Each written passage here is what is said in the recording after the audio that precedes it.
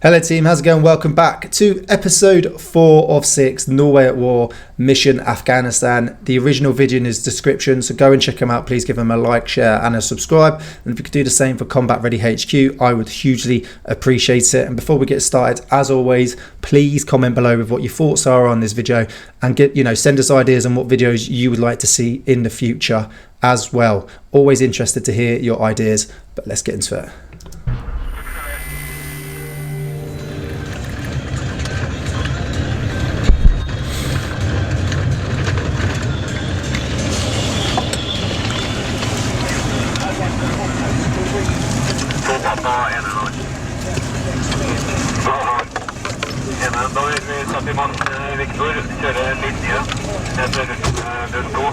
Det var ikke noe magefølelse på forhånd, det var ingenting. Og så tenker jeg, nå skjer det.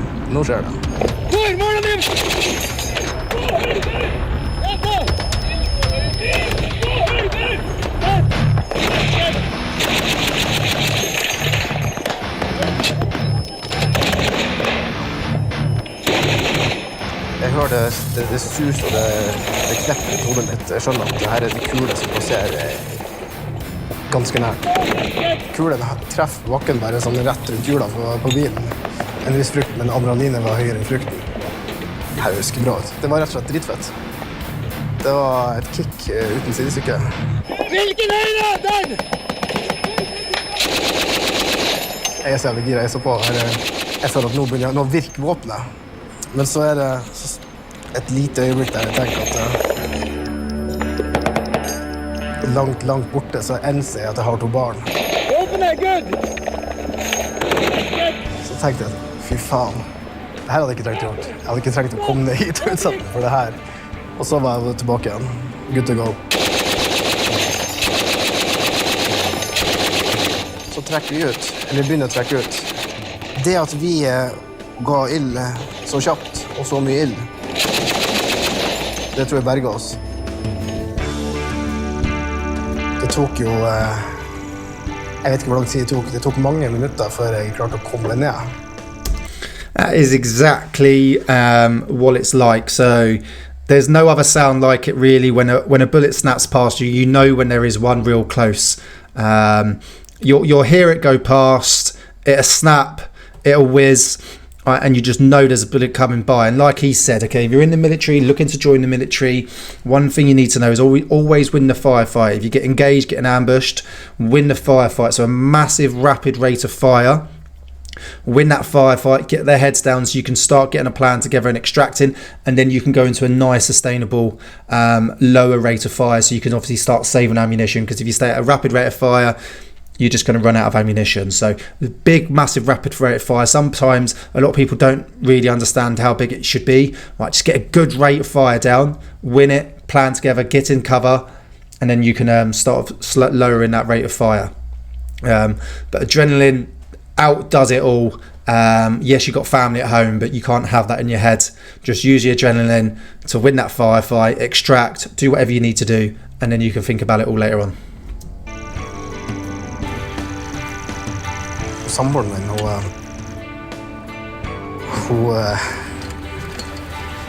jeg tror hun tar det tungt. Ja, hun bekymret. Var det på kryser i tider? Ja, hvor er det på vei? Hva heter det? Nei, det er gjennom barnespill. Hvordan faget det heter?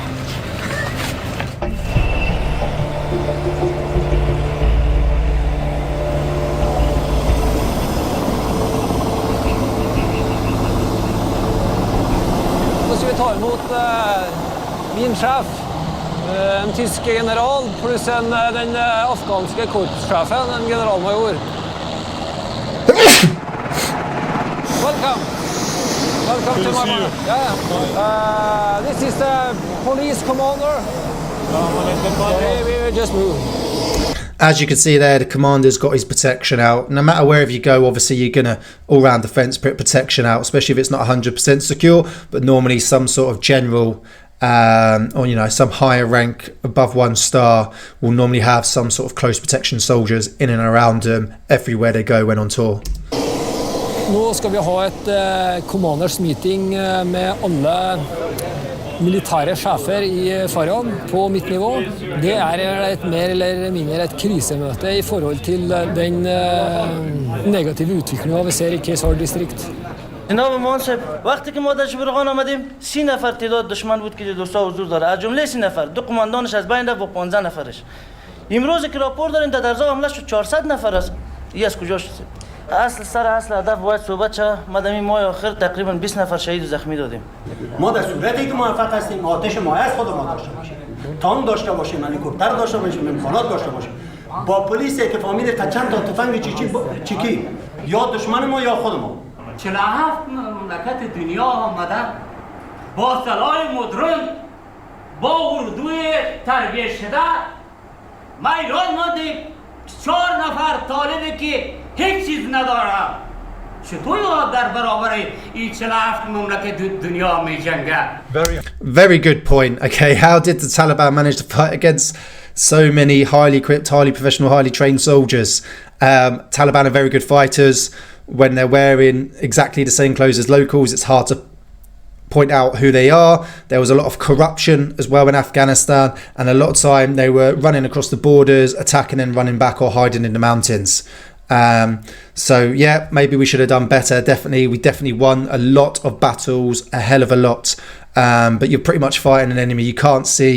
There's corruption, people lie to you, and they blend into the locals. Harsh words on the support of the international community, and quite frankly I wonder whether I should tell this at home. And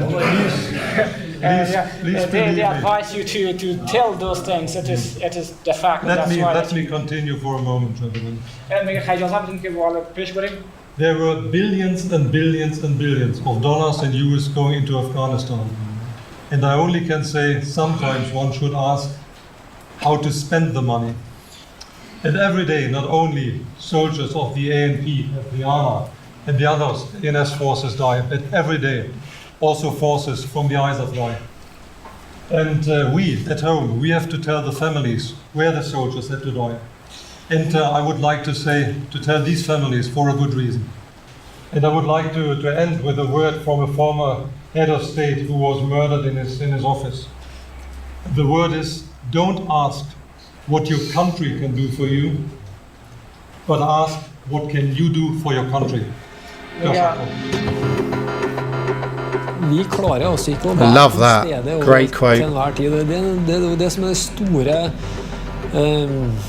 den kjempestore utfordringen her nå.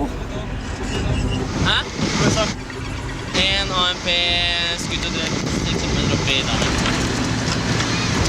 Vel behørt.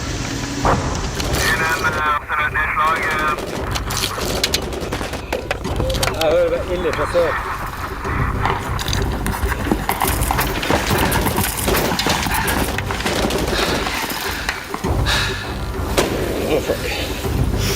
Få frem organisjonen dit, sånn at dette klart å ta ned hvis folk skade. There's a heavy rate coming in. Look at that. He hasn't even got his helmet on. Where's his helmet? Get your helmet on. Or is he a sniper? He might be a sniper. If so, he won't be wearing his helmet.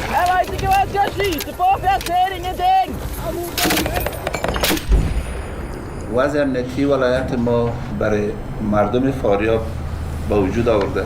ما در ساحل دولت آباد در یک پروگرام بسیار خوب فکر کردیم. ما یک روز کار داریم در دولت آباد. ما پیشنهادم از به قماندان صاحب PRT است که رهبری عملیات پیشنهاد من است که اردوی ملی به دوش بگیره. Can you spell the name of the village? توپخانه قلعه. توپخانه قلعه.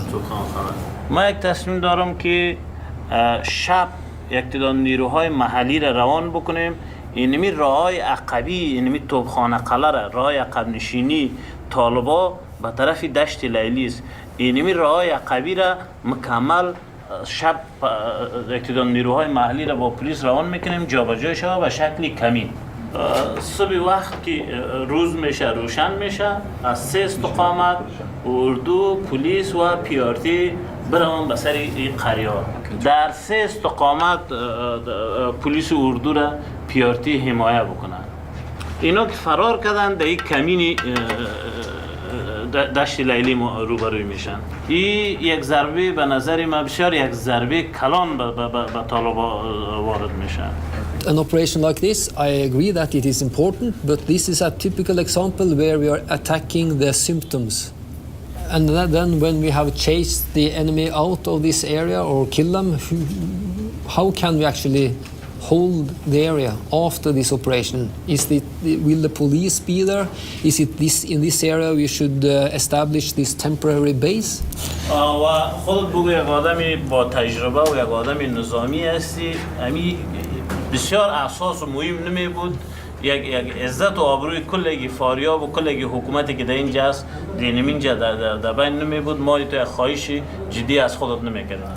Okay, first we need to have a plan, a common plan that all of us have agreed upon, and then that is the basis for requesting the ISR resources and the resources from NATO, and that it will take some time to prepare that. But that's what he's saying. He's trying to reiterate it. It's all good coming out of his plan. We're going to go in. We're going to push the Taliban out. But how are you going to sustain it? How are you going to hold it? How are you going to secure it? It's all about the ANP, ANA, and the government sustaining and securing their own country. Okay, bye. It was a very good decision. Okay. Dette her en komplisert operasjon.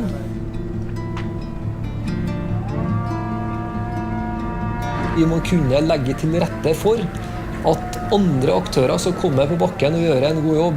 ANA and ANP, they have been participating in the planning process. So what I would like you to do now, Christian, you need to give me an advice. If this operation can be conducted based on the security aspect.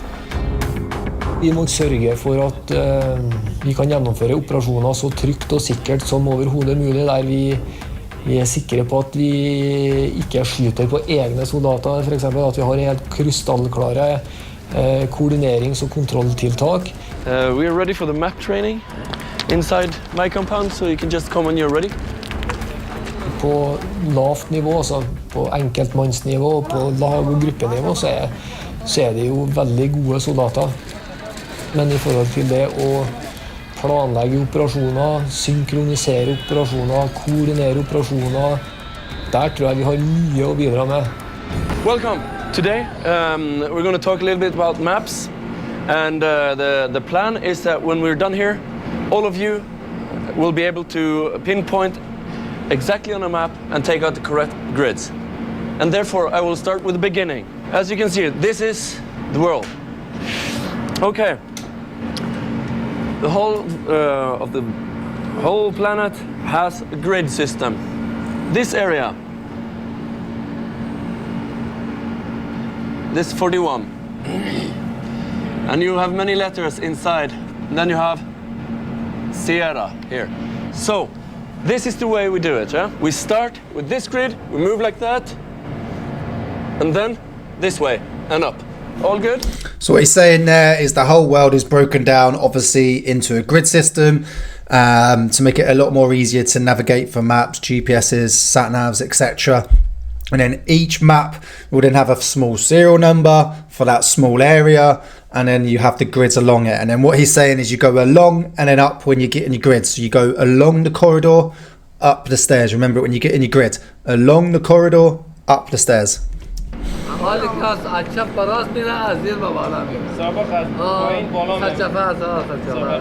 And you always take the grid from the bottom left-hand corner of that grid square. And then when you're breaking it down into a 6-figure, 8-figure, 10-figure, you then obviously go right and up along the corridor and upstairs. At the beginning it was something like down to up and right to left. Now it's up to down and left to right. It's from left to right, bottom up. And it's always been like this. Nei, det veldig nærmere hva vei man skal begynne, og hva vei man skal telle, og høyre og venstre, opp og ned og sånn, som avgjørende selvfølgelig for suksess. Så vi får ta litt mengdetrening. Ok. From left to right. For oss så det jo, dette altså en ANSF Giroa Villet operasjon, og vi støtter denne her. Jeg vil ha svar på om dette her sikkert nok, altså. På gitt ordre, når jeg ser at ANP har satt i blokkene som de skal gjøre, henholdsvis her og her, og det klart at i min ildsektor, det å ha dem på det høyeste punktet her, det gjør noe altså. Så bekymringen egentlig at vi skal miste kontrollen på ANSF, eller spesielt politiet, og spesielt på den blokkingstyrken, og at det det som risikoen vi løper, at vi faktisk kan risikere å skyte på andre egne.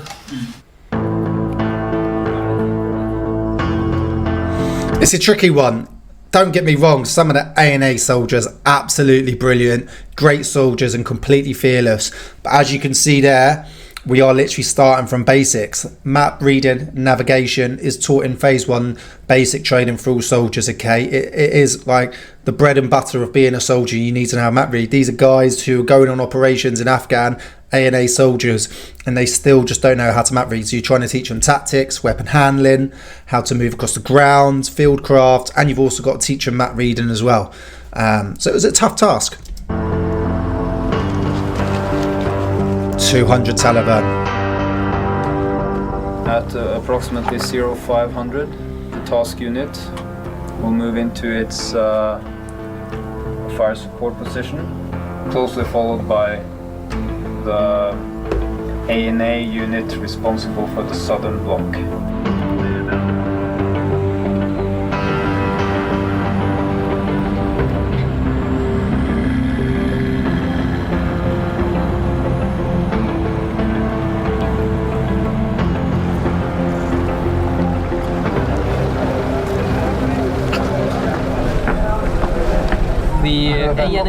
The A&A that should move up from the south and block here. Vi ønsker å avskjære den opprørsgruppa som holder til i Top Kanakana og tatt dem til fange. Og det håper jeg jo at de her både politiet og hæravdelingene som med forstår, ellers så kan det jo bli et vanvittig kaos hvis vi går i strid. De driver og timer nå, så får folk ut riktig, så jeg sier at det ser ut til å være et ordnet kaos. Det ser ikke så ille ut.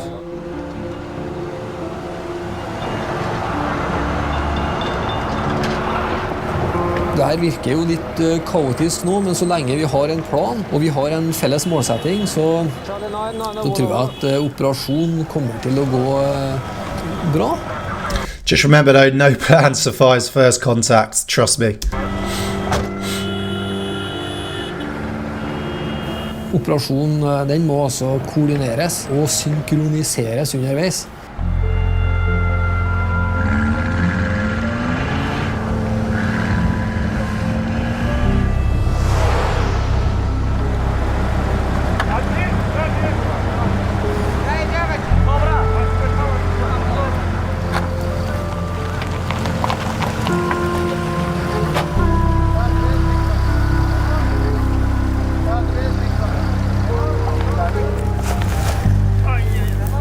The task unit is about to move out now.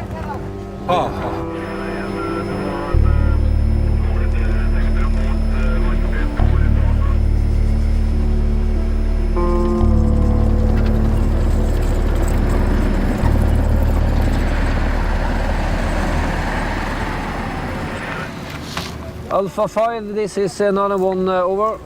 This is Alpha 5. Nana 1, can you give me a short update on your situation and your location, over? This is Alpha 5. The ANP just started searching the positions I gave you before. Over. Copy that. Repeat that position, over. Wilco, vision 4, 6, 9, 7, 1, 2, 6, 9, over. 9-1, copy that out. Det var 69712694 siden. Det jo faen meg på ringveien. 9-1, your position was wrong. That was west of the ring road. You need to check your position and report back as soon as possible. Over. 9-1, out.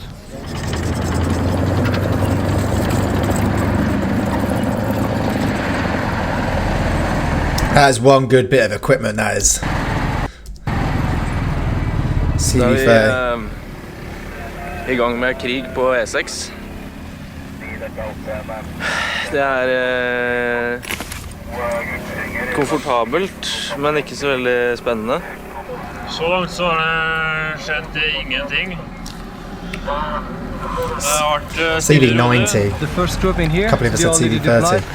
Are they in position yet? طول ما كنت ورجعني يغلى شو بالله السكولار خمس بحال جبوا لي أنا شو مطلعين برنا ما قال إنك بدلاش تسكول بريستبوت وتعمل كلاري. Jammers off on all cars. Så nå går jo her manøveren I henhold til planen. Nå har vi blokkert de områdene vi skal blokkere for å hindre motstanderne I å trekke ut. Det har vært skutt inn her, mulig RPG, så at det et eller annet igjen, det tror jeg nok. Men hvem og hvor mye, det vanskelig å si. Fienden der, og egne Oi, good hurt sørøst. Det noe nytt, eller, Steve? Ja, det har vært nordøst frem til nå. Bare for verifisert at ikke de har noen folk her nå som vi ikke har kontroll på. Say again, Siri. They were located 10 kilometers far from the Okay, so they're moving now. Okay. The local defense forces, they cannot cross this line. So actually, now you're about 10 kilometers far from the object. So they're moving closer. But they'll be moving close. But you know he's got a contact with them. Yeah. But if you're coming just after some while, that he would be in contact with them, they will stop. Yeah, they need to stop because now the task unit, the CV90 is in position here, and they will fire if they see some men with weapons without uniforms. Ja, 2 karer. Nå oppreist på høyden. Nå legger de bånd I PKM-en. Du ser de karene, de høyderaga bortfor der. De karene som ligger oppå der, de oppfører seg. Nice chilled Red Bull. Du ser de? De 2 høyeste topper. Ja. På den høyre toppen så det en mann som står oppå toppen. Det 2 stykker. Og så det noen enkelte silhuetter, type makkerpar på høydedraga, litt lenger. Ikke Taliban, det der, vet du.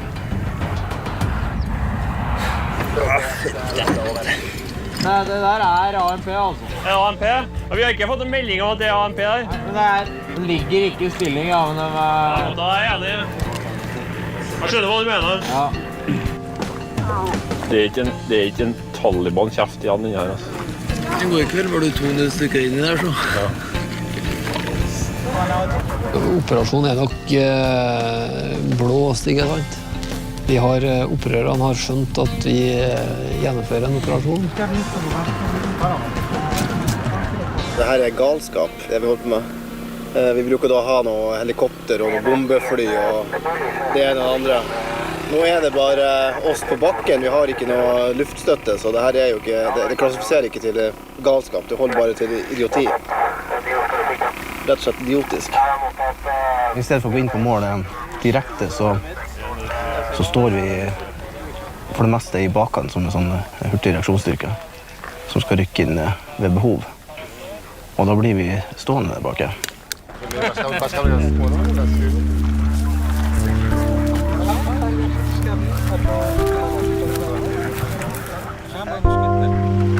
Si hva skjedde igjen?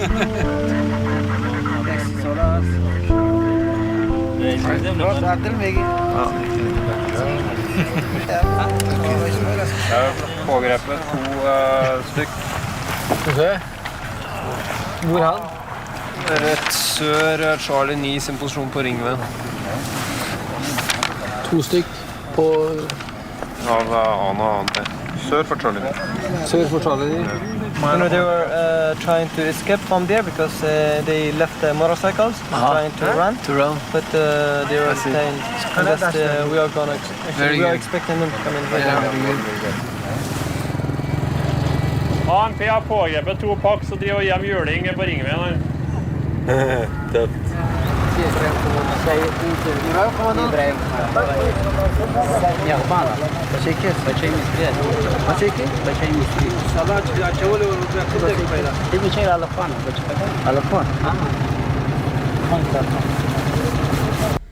چرا فرار کردی؟ فرار نکردی. اون یکی بود اونو رفت اون متسکل من گرفت. میبریم به بازار. تو بس بلندی. Olmaz. Buraya buraya mı adam kendi kaçamak kaldı. Ser ut som de blir løsgitt eller frigitt.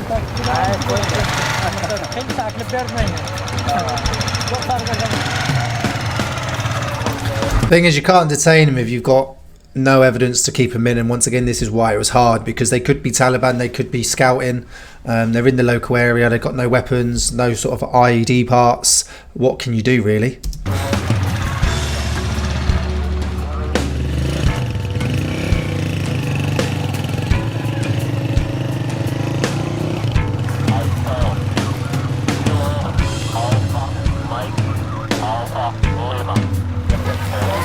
Nå det spurt altså.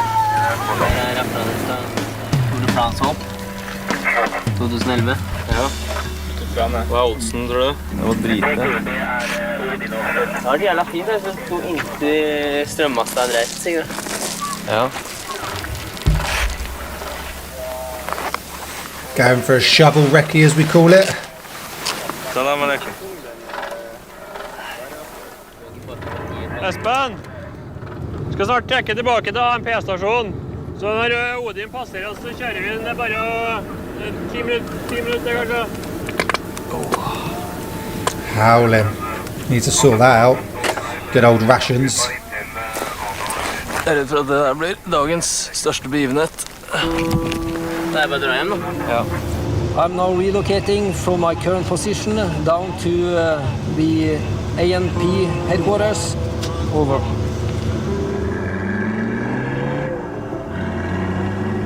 Det klart at det å gå inn i gjennomføre en sånn operasjon og kanskje ikke nå målsettingene som man setter seg, det blir jo oppfattet som negativt av afghanerne.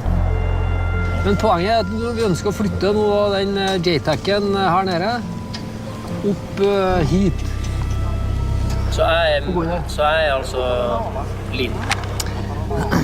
Må kunne si at nå ønsker jeg JTAC-en inn her. Jo, men... Fordi at vi skal gjøre et eller annet her oppe, det er det som er poenget. Ja, det kan du for så vidt gjøre, men du kan jo heller gi meg en hensikt. Ja, hensikten å flytte den her. Og da vil jo jeg posisjonere den sikkert på samme høyden, men det er noe helt annet enn å detaljstyre en enhet som underlagt meg, vet du. Ja, men poenget med det var jo at her vet vi at her ligger Ana. Vi vet at det er god innsikt herfra. Det er lokalkunnskap som vi har fått fra Ana nå. Kjempemessig. Jeg vil nok helt sikkert ta det samme valget. Ja, men nå gjør vi det sånn da. Det er greit. Nice to meet you. Nice to meet you. It's good to see you have a lot of ammunition. Style. Ja, style, ja. Helt klart. Picture. Har du våpenet i bilen, eller? Ja. Held da.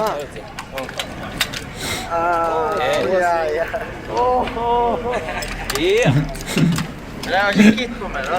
Nei, men det trenger du ikke. Ta deg bare overkropp, du. Det er det kittet du trenger. Yeah. 1, 2, 3.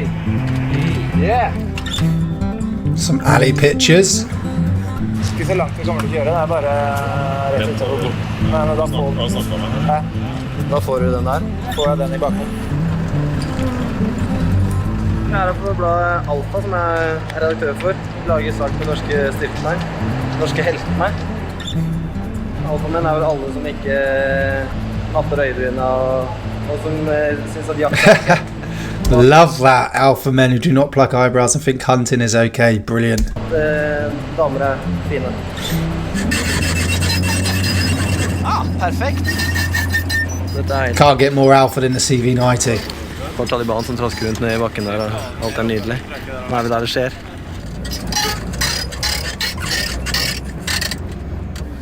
Jeg vil bare at det skal være et ordentlig klassisk fint bilde, for det en ting de norske forsvarsstyrkene mangler, som de amerikanske har, så det jo noen ordentlige bilder. Det finnes jo ikke noen norsk Rolling Stone, så da får vi steppe inn. Så den skytteren foran skal peke den veien. Hva heter den skytteren, sånn at jeg kan si det mer korrekt? Nei, men den pila, den der tuten ut, hva slags... Det heter kanon. Ok, kanon da. Nydelig. Nå kommer chopper nå, herlig.